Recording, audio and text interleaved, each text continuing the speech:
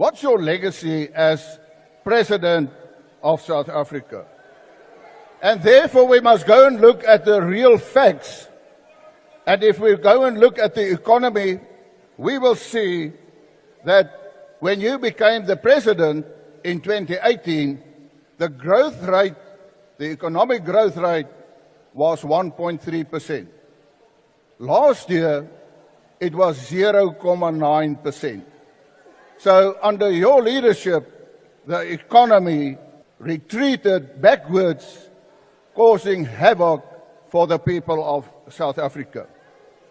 We had a meeting with you as leaders on Eskom, and you yourself said 20 years ago, Eskom was seen as one of the best electricity utilities in the world.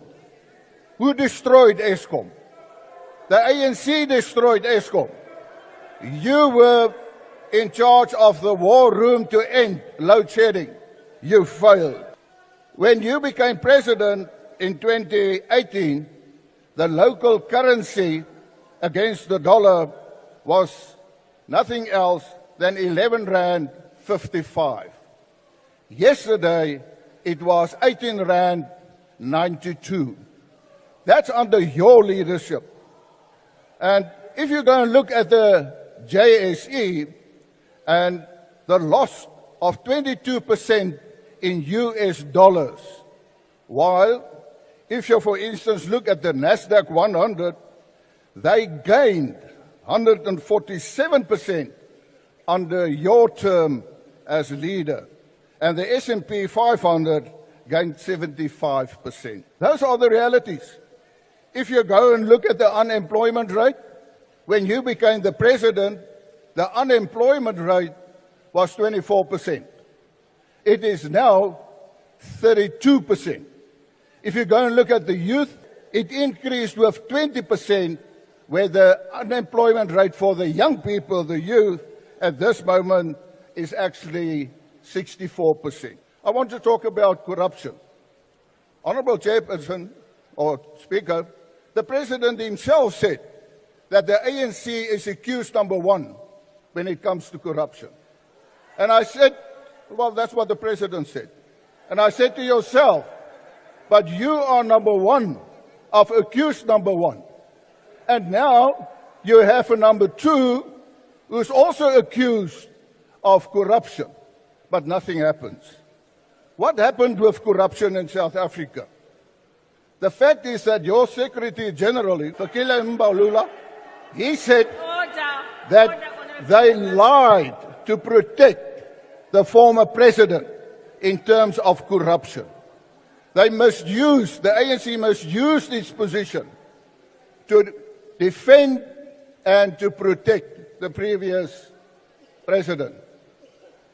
Honorable President, if you look up at the wall there, you will see there's a banner of Parliament oversight and accountability. There was no accountability. There was no oversight.